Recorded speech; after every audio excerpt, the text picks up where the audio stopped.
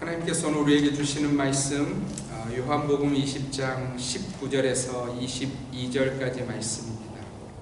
제가 한 절, 여러분이 한 절 교독하겠습니다. 요한복음 20장 19절에서 22절까지 말씀 한 절씩 교독합니다.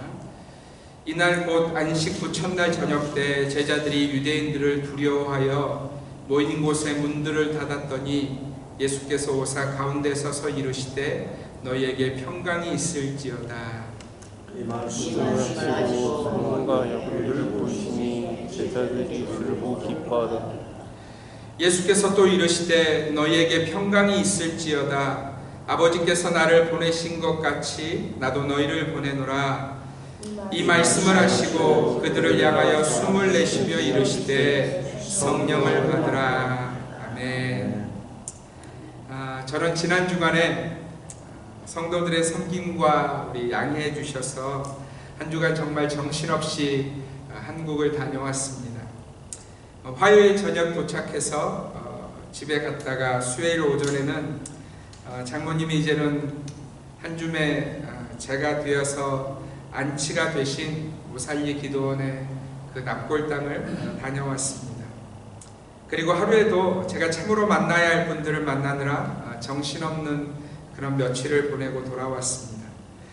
제가 이번에 한국에 나간 이유는 한 가지입니다. 이미 끝난 장례식이지만 제가 자식으로서 사위라는 자리도 하나님이 제게 주신 자리이기에 하나님이 제게 주신 자리를 향해서 움직이는 것이 가장 합당하다는 생각이 들어서 급하게 비행기 티켓을 끊고 한국에 나가게 된 것입니다. 그야말로 피곤한 여행이었어요. 그러나 피곤한 것이 중요하지 않은 하나님의 부르심의 자리이기에 저는 반드시 가야 한다는 생각이 있었고 그렇게 움직인 여정이었습니다. 사랑하는 성도 여러분, 사람들이 인생의 삶의 여정을 지나가면서 특별히 또한 나이가 들어가면서 잊어버리고 있는 단어가 있습니다. 잊어버리고 있는 단어가 있어요. 그것은 바로 하나님의 부르심과 하나님의 보내심이라는 그런 단어예요. 이걸 우리가 사명이라는 단어로 정리하기도 합니다. 사랑하는 성도 여러분, 하나님의 부르심과 보내심은 예외 없이 이곳에 앉아있는 그 누구라도 예외 없이 우리에게 주어진 그런 사명인 줄 믿습니다. 우리는 종종 이 부르심과 보내심을 많이 어렵게 생각해요. 하나님 나를 부르셨어? 하나님 나를 보내고 계셔. 어디로 가야 되지? 뭐 이렇게 어렵게 생각하지만 우리 하나님은 우리의 연약함과 무지함을 아시기에 우리가 생각하는 것처럼 그렇게 복잡하게 우리 인생을 이끌어가지 않으신다는 거예요. 우리는 종종 이 부르심과 보내심을 어렵게 생각하지만 하나님은 가장 기본적인 우리의 삶의 현장으로 우리를 부르시며 우리를 보내신다는 것이에요. 여러분, 그 가장 기본적인 자리가 어디인지 아세요? 하나님이 여러분들을 부르셨고 여러분들을 보내신 가장 기본적인 자리가 어디냐면 하나님이 여러분들에게 주신 가정입니다. 여러분 기억하세요. 어디라고요? 우리들의 가정이 하나님이 나를 부르시고 보내신 그런 장소라는 거예요. 여러분, 자녀라는 이름, 아버지라는 이름, 어머니라는 이름, 이 모든 이름을 주신 분이 누구세요? 네, 하나님이세요. 하나님이 내게 자녀라는 이름을 주신 거예요. 그리고 하나님이 내게 부모라는, 아버지라는, 어머니라는 이름을 주셨다는 거예요. 그 자리는 어쩌다가 주어진, 심지어 어떤 분들은 그렇게 얘기하기도 해요. 재수 없이 내가 이 인간 만나서 이렇게 얘기할 때 그런 뉘앙스를 풍기기도 하지만 사실은 그 자리는 하나님이 나를 부르시고 보내신 자리라는 것을 기억하셔야 된다는 거예요. 하나님께서는 우리를 그 놀라운 이름으로 우리들의 가정 가운데 우리를 보내셨다는 거예요. 물론 그 부르심에 대한 오해들이 사람들에게 있기도 합니다. 하나님께서 그 이름으로 부르신 적이 없는데도 불구하고 하나님이 그렇게 보내시지 않으셨음에도 불구하고 자기 생각과 자기 열심에 취해서 마치 그것이 하나님의 부르심인 것처럼 또 보내심인 것처럼 착각하는 인생들이 우리 주위에 있기도 해요. 사랑하는 성도 여러분, 오늘은 우리 주님의 교회가 선교주일로 지키는 그런 날입니다. 저희가 항상 1년을 시작하면서 이 1월 달에 선교에 대한 말씀을 나누고 또 우리가 섬기는 선교사님들에 대한 기도와 또 재정의 헌신을 합니다. 여러분, 매년을 시작하면서 이렇게 선교주의를 우리가 행하는 것은 이 선교에 대한 하나님의 부르심과 보내심이 우리에게 있음을 우리가 연초에 한 해를 시작하면서 확인하기를 원하기 때문에 그래요. 여러분, 우리가 교회 다니면서 이 신앙생활을 하면서 혼돈스러워하는 것 하나가 있어요. 어떤 것을 우리가 혼돈스러워하냐면 내 신앙 그냥 나 혼자 잘 지키고 나만 잘 믿으면 되지. 여러분, 그런 신앙은 없어요. 여러분, 그렇게 착각하지 마시기를 바랍니다. 하나님의 말씀 가운데 온전한 하나님의 사람들에게는 절대로 그런 신앙, 나 하나만 잘 믿으면 되는 거야, 나만 잘하면 되는, 여러분, 그런 신앙은 성경 가운데 등장하는 신앙이 아니라는 거예요. 신앙은 절대로 개인주의적인 것이나 나 혼자만의 것이 아니라는 것을 여러분들이 기억하셔야 된다는 겁니다. 여러분, 주님이 우리에게 주신 신앙은요, 하나님을 믿는 믿음의 이야기는 그렇게 이루어지지 않는다는 거예요.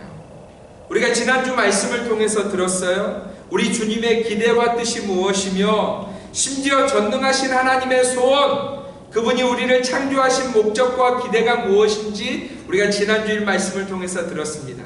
여러분, 혹시 기억하고 계시나요? 지난주에 우리가 무엇 되자, 여러분 혹시 기억하세요? Be one. 우리가 2025 Be one, 하나 되자 라는 주제로 지난주에 말씀을 들었어요.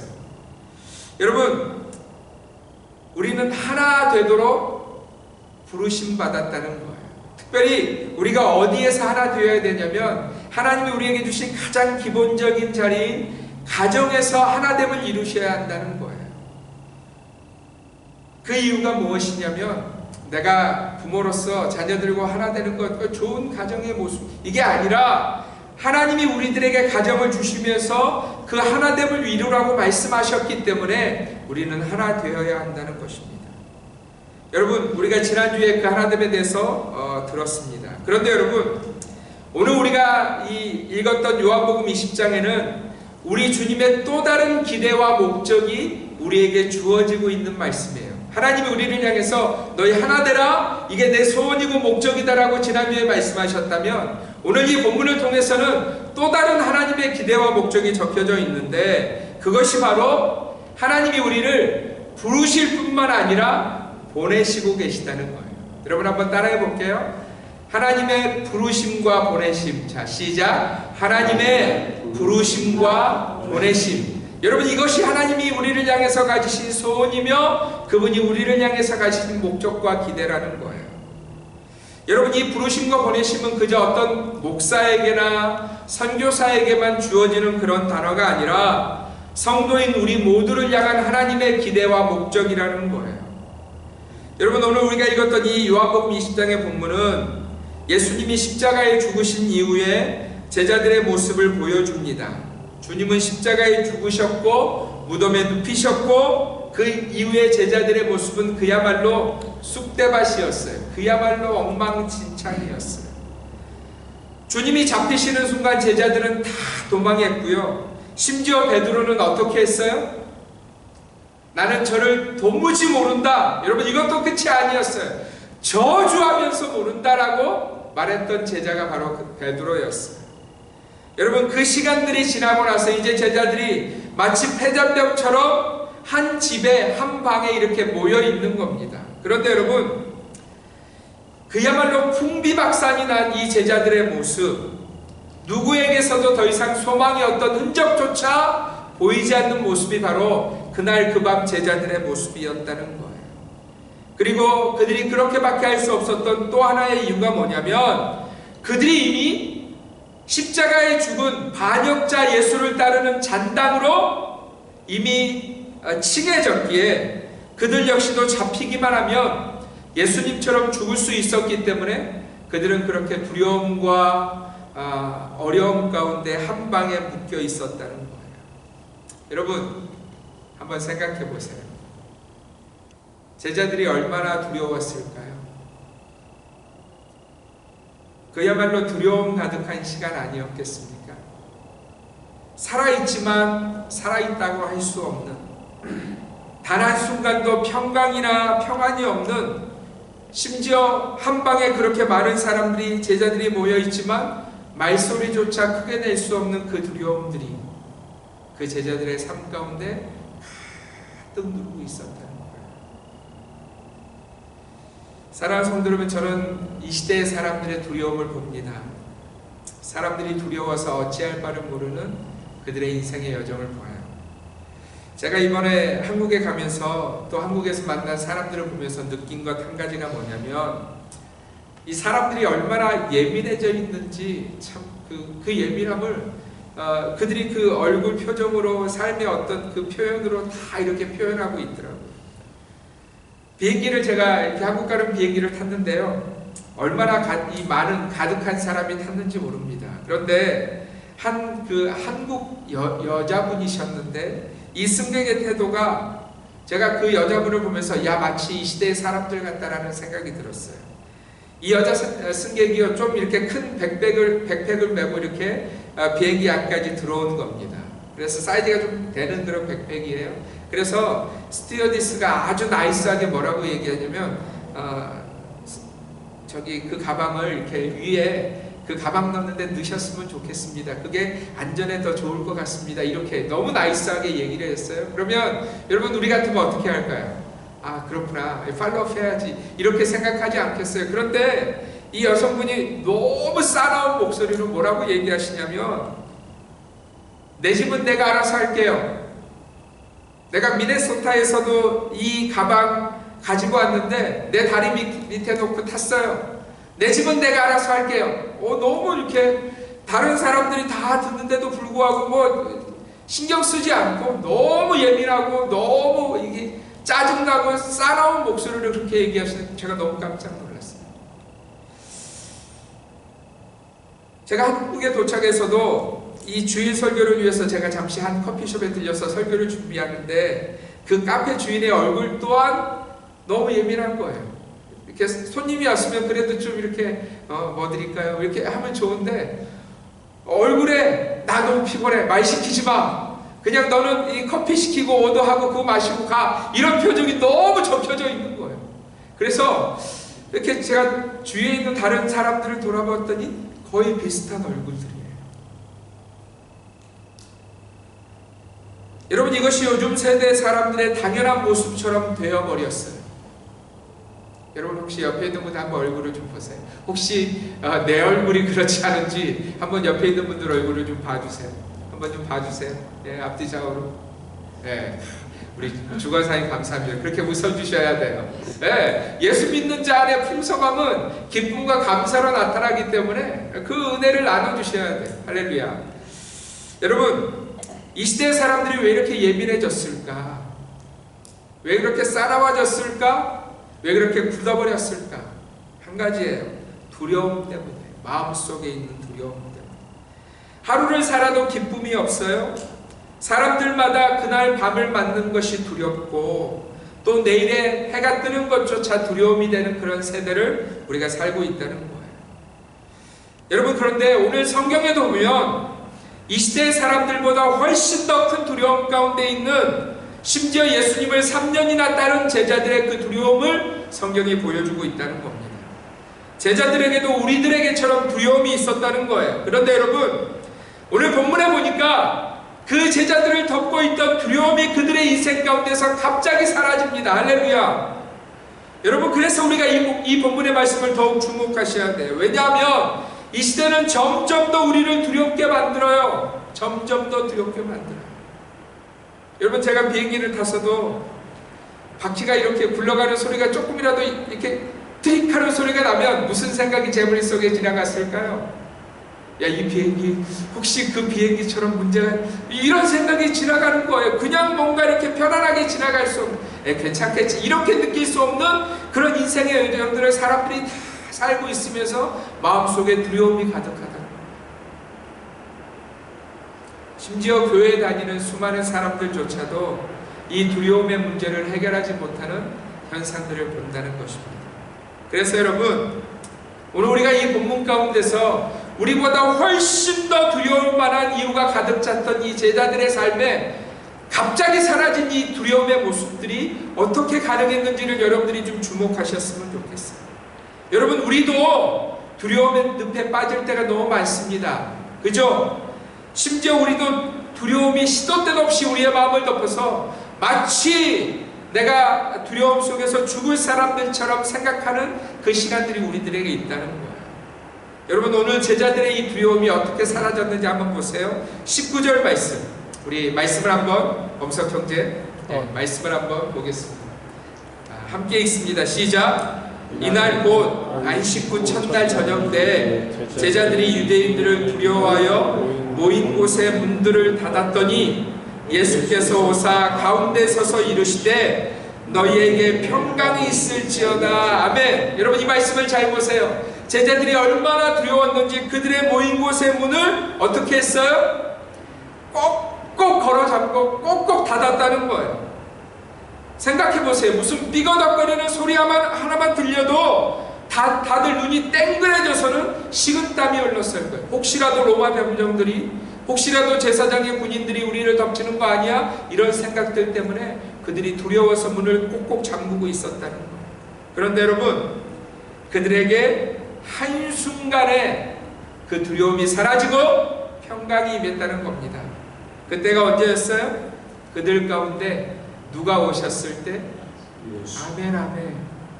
그 두려워하고 있는 제자들 가운데 예수께서 오셨을 때 그들에게 두려움이 사라졌다.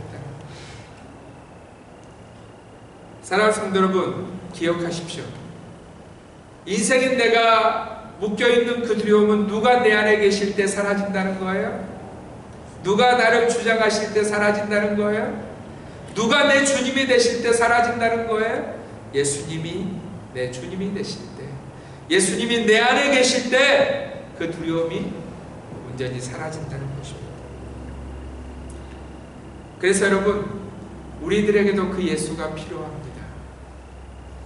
우리를 너무너무 사랑하셔서 이 땅에 오신 그 예수 그리스도, 심지어 우리의 모든 죄를 담당하시고 십자가에 죽으신 그 예수님이 우리의 주인이 되실 때 우리 인생의 두려움이 사라진다는 거예요. 여러분, 다른 방법이 없어요. 다른 방법이 없어요. 아무리 돈이 많아도, 아무리 성공해도, 아무리 세상의 모든 권세를 가져도 인생의 두려움은 사라지지 않습니다. 예수가 우리 안에 계실 때만이, 예수님이 나의 하나님이 되실 때만이 우리 인생의 두려움이 사라진다는 것을 기억하시기를 바라요. 제가 이번에 한 집사님을 만났는데 그 집사님 딸을 제가 사실은 며느리감으로 생각하고 있는 그런 딸이에요. 우리 데이빗은 그렇든지 안 그렇든지 상관없이 그냥 저희끼리 그렇게 생각하는 거예요. 저희 집사람이랑 네가 뭐 상관없어, 우리는 그렇게 생각해. 그래서 그 집사님 만나서 그 딸이 어떻게 지내나 이렇게 들었어요. 지금 파슨스에서 그 공부를 하고 있는데 그 졸업반이래요. 무슨 그 디자인 관련된 그 학교, 그 파슨스의 졸업반인데 잘 풀리지를 않는데요, 이 딸이. 그래서 이 딸이 어떻게 하냐면 일주일에 5번 교회를 간대요. 안 풀리면 교회 가서 무릎 꿇고 기도하면 조금 이렇게 졸업 작품이 이렇게 풀리고, 그래서 어쩔 수 없이 간다는 거예요. 그냥 붙들고 있으면 도무지 안 되니까 하나님 앞에 나가서 같이 말씀 나누고 기도하고 그러면 또 와서 이렇게 앉으면 조금 이렇게 풀려서 그렇게 근근히 살고 있다는 그 딸의 이야기를 듣는데 제 마음이 너무 좋은 거예요. 아, 그렇지. 야, 참 되든 안 되든 며느리감으로는 참 좋다. 그런 생각이 제가 들 정도로 참 귀한 딸이었어요. 사랑하는 성도 여러분, 우리 인생의 다른 문제들 또한 마찬가지예요. 내가 붙들고 있다고 그 문제가 해결되는 것이 아니라 내 문제를 붙들고 주님 앞에 나아가서 주님께 기도하고 주님께 원할 때 하나님이 우리 인생의 그 두려움과 모든 문제들까지도 해결해 주신다는 것을 믿으시기를 바랍니다. 여러분, 오늘 주님은요, 이 두려워하고 있는 제자들에게 평강을 주시기를 원하셨습니다. 여러분, 그 주님이 이렇게 말씀하고 계세요. 우리 요한복음 14장 27절 함께 읽습니다. 시작. 평안을 너희에게 끼치노니, 맞나요? 네, 함께 읽습니다. 시작. 평안을 너희에게 끼치노니 곧 나의 평안을 너희에게 주노라. 내가 너희에게 주는 것은 세상이 주는 것과 같이 아니하니라. 너희는 마음에 근심하지도 말고 두려워하지도 말라. 아멘, 아멘. 사랑하는 성도 여러분, 우리 주님은요, 오늘 예배하는 저와 여러분들에게 무엇 주시기를 원하신다고요? 평안을 주시기를 원하신다고요. 그래서 주님의 그 평안을 누리는 자가 되라고, 더 이상 마음의 근심이나 두려움 가운데 묶여있지 말고 내가 너희에게 주는 그 평안을 누리라고 주님이 말씀하고 계시다.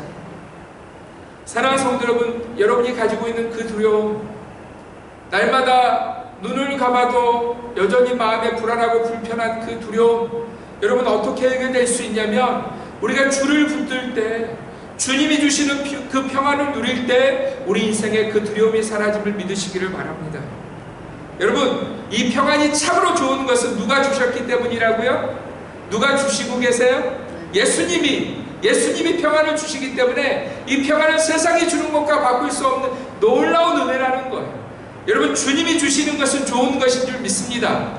여러분, 그런데 오늘 말씀해 보니까 주님이 평안만 주시는 것이 아니라 또 한 가지를 주시고 계세요. 우리 21절 말씀, 21절 함께 읽습니다. 시작. 예수께서 또 이르시되 너희에게 평강이 있을지어다. 아버지께서 나를 보내신 것 같이 나도 너희를 보내노라. 아멘. 여러분, 오늘 말씀해 보니까 예수님이 평강만을 주시는 것이 아니라 보내심도 주시고 계세요. 여러분, 평강이 우리에게 좋은 것입니까? 좋은 것이 아닙니까? 주님이 주시기 때문에 좋은 것이죠. 그러면 주님이 우리를 보내시고 계시는 그 보내심은 주님이 주시는 것이기 때문에 어떤 것이라고요? 우리에게 참으로 좋은 것이라고 성경이 말씀하고 있다는 거예요. 우리는 종종 오해하죠. 나는 평강만 누리고 주님 나를 어디 무슨 선교지나 어디로 가라는 이 보내심은 부담이야, 어려움이야, 우리가 그렇게 착각하지만, 여러분, 평강이 좋은 것이라면, 그 주님이 주신 평강이 좋은 것이라면 보내심도 좋은 것이라는 거예요.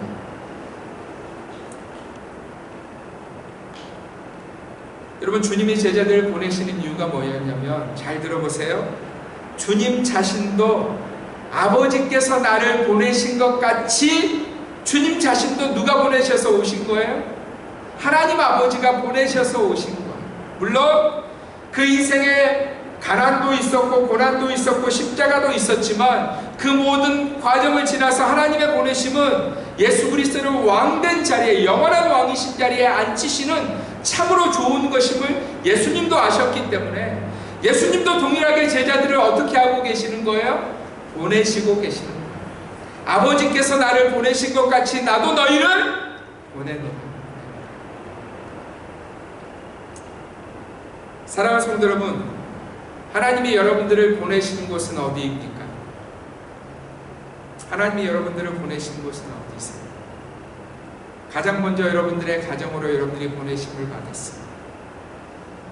그래서 여러분은 여러분의 가정 가운데서 주께서 보내신 자답게 서 계셔야 된다는 거예요. 남편 여러분, 아내 여러분, 아버지 여러분, 어머니 여러분, 자녀 여러분, 여러분의 그 이름은 스스로 가진 이름이 절대로 아니고 하나님이 주신 이름이기 때문에 그 보내신 자리에서 주의 영광을 드러내시는 삶이 되셔야 한다는 거예요. 물론 사람들은 이제 더 이상 이런 이름을 크게 의미 두지 않습니다. 나 하나 돌아보느라고 여념이 없기 때문에. 여러분, 그러나 그러한 태도는 하나님을 알지 못하는 인생들의 태도라는 거예요. 남자라는 이름, 여자라는 이름, 그 이름은 하나님이 주신 것처럼 여러분들에게 주신 그 가정 속에서 부르신 그 이름 또한 하나님이 주신 것을 기억하시기를 바랍니다. 그리고 여러분, 그 자리에서 뭐 하라고 말씀하시냐면 하나님의 이름을 영광스럽게 하는, 하나님이 영광을 받으시도록 여러분들의 삶을 살아내시라는 거예요. 그러면 예수님이 놀라운 하나님의 칭찬과 면류관을 받으셨듯이 우리에게도 그 은혜가 주어진다는 겁니다. 또 한 가지, 하나님이 여러분을 보내신 자리가 학생들에게는 학교이고 직장을 가진, 비즈니스를 가진 분들에게는 바로 그 자리가 여러분들을 보내신 자리예요. 할렐루야. 여러분, 그 자리는요, 여러분 먹고 살라고 주어진 자리가 절대 아니에요. 나 이걸로 먹고 여러분, 그렇지 않아요. 여러분들을 먹이시고 입히시고 마시게 하시는 분은 누구시라는 거예요? 하나님이시라는 거예요. 제발 염려하고 걱정하지 말라고 우리가 지난주에도 말씀드렸죠. 마치 유치원 아이들한테 예수님이 하도 못 알아들으니까 유치원 아이들한테 설명하듯이 우리 주님이 설명하셨어요. 여러분, 우리의 먹고 마시는 문제, 우리 인생의 무슨 삶의 문제는 주님이 책임지세요.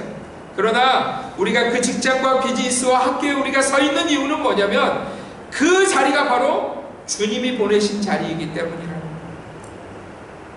마지막으로 하나님은 복음을 듣지 못한 자들, 복음을 듣지 못해서 하나님의 참된 생명을 얻지 못하고 영원한 죽음을 향해서 달려가는 자들을 향해서 바로 저와 여러분들을 보내시고 계심을 믿으시기를 바랍니다. 여러분, 혹시 여러분 주위에 아직도 예수를 모르는 자들, 아직도 예수를 믿지 않는 자들이 보이십니까? 그렇다면 하나님은 이미 여러분들을 그들에게 보내고 계시는 거예요. 할렐루야. 사랑하는 성도 여러분, 그 부르심과 보내심을 기억하고 사셔야 돼요. 왜냐하면 우리 모두가 다 하나님 앞에 설 날이 있기 때문이라는 거예요.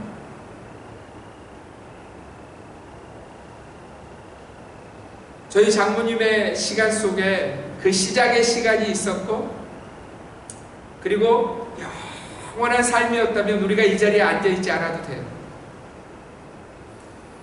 우리 인생이 시작의 시간이 있고 우리가 우리 육체로 영원한 삶을 살면 우리 그냥 우리 마음대로 우리 하고 싶은 대로 내 뜻대로 살면 돼요. 그런데 여러분, 저희 장모님을 통해서도 우리 주위의 가족들을 통해서도 우리가 시작이 있으면 무엇이 있다는 것을 보는 거예요? 끝이 있다는 것을. 이 육신의 옷을 입고 사는 날에 끝이 있다는 것을 우리가 우리 주위의 사람들을 통해서 보는 거예요. 여러분, 사람들은 또 이렇게 착각합니다. 그래, 그렇게 끝나면 인생 끝나는 거야. 여러분, 그거 정말 착각이에요. 마치 어머니 뱃속에 있던 아이가 태어나는 날 나 죽는 거 아니야 하고 이렇게 울부짖는 것처럼, 그리고 새로운 삶이 시작되는 것처럼, 여러분, 우리의 육신의 옷을 입고 있다가 벗는 그날 우리가 육신은 죽지만 우리의 영혼은 새로운 날들을 살게 될 것이라고 주님 말씀하고 계시는 거예요.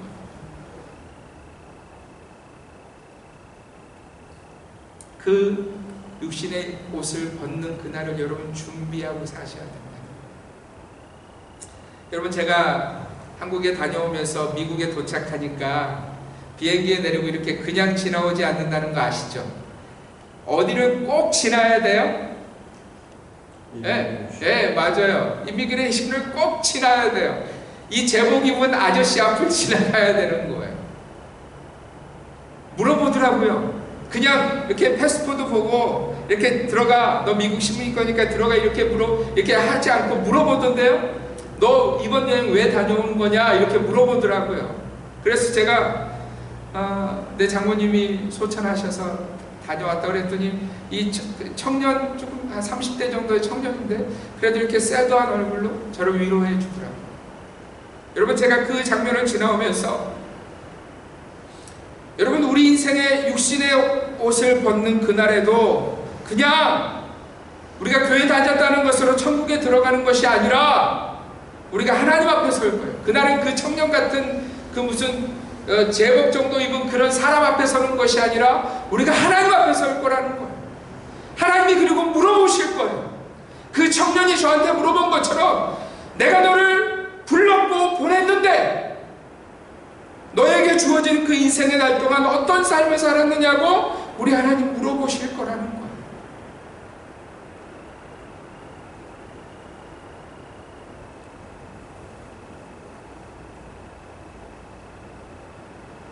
여러분은 어떻게 대답을 준비하고 계세요? 어떤 대답을 준비하고 계세요? 이 선교주일에 2025년을 시작하는 이 새 첫 달에 우리가 좀 기억했으면 좋겠어요. 사실은 정신없이 우리 인생을 살아요. 먹고 사느라고 바빠서 혹은 인생의 어떤 일들에게 취해서 우리 인생을 사는데 잊어버린 것이 뭐냐면 하나님이 우리를 부르셨고 보내셨다는 그 놀라운 그 진리를 잊어버리고 살아요.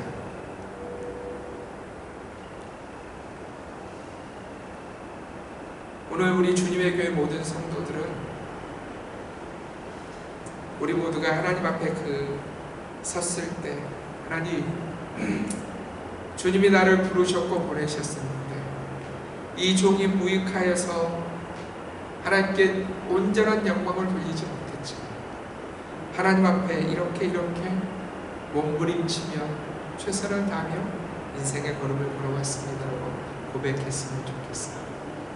사랑하는 성도 여러분, 그런데요, 우리 하나님이 우리를 그렇게 부르시고 보내시면서 야, 너 잘해봐, 네 힘대로 해봐, 너 어떻게 하는 게 내가 볼게, 이렇게만 하시는 것이 아니에요. 우리 마지막 절 말씀 함께 읽습니다. 시작.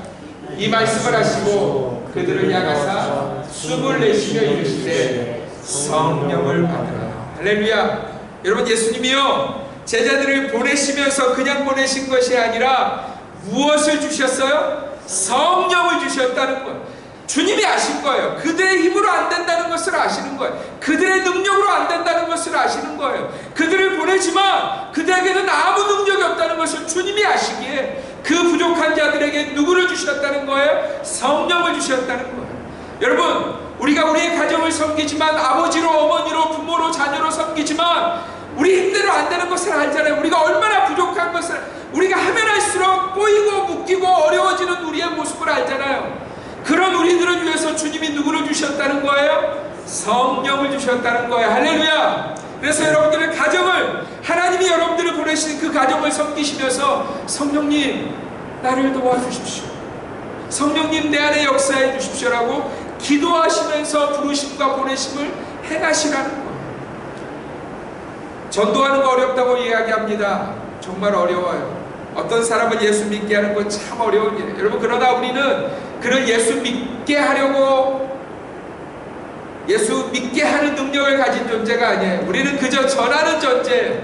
우리가 전하면 누가 일하세요? 성령이 일하세요. 성령이. 그래서 성령님, 이 예수 믿지 않는 내 딸, 내 자녀, 내 가정, 이 인생 내가 복음 전하니 주여 일하시옵소서. 우리가 그렇게 기도하면 성령이 일하시는 줄 믿습니다.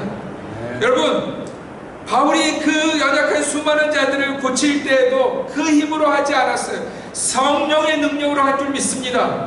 나는 연약하고 부족하지만 성령님, 이 병자 가운데, 이 연약한 자 가운데 주께서 일하여 주십시오라고 기도할 때 성령이 역사하셔서 치료하시는 줄 믿습니다. 우리 주님의 교회 성도들은 성령으로 주어진 그 부르심과 보내심을 살아내시는 주님의 백성이 되시기를 주님의 이름으로 축원드립니다. 그래서 여러분, 우리가 하나님 앞에 섰을 때 준비된 자, 드릴 것이 있는 자답게 하나님 주님이 나를 부르셨고 보내셨는데 이렇게 살다 왔습니다. 주님 이렇게 말할 수 있는 우리 성도들이 되셨으면 좋겠어요. 우리 함께 기도할 때 이 기도 제목을 놓고 함께 기도하겠습니다. 하나님, 나를 부르셨고 우리를 보내셨는데 우리가 그 삶의 현장 가운데 주님 주시는 성령의 힘으로 주님을 기쁘시게 하는 자가 되게 도와주옵소서. 우리 같이 한번 간절히 기도하도록 하겠습니다. 기도하겠습니다.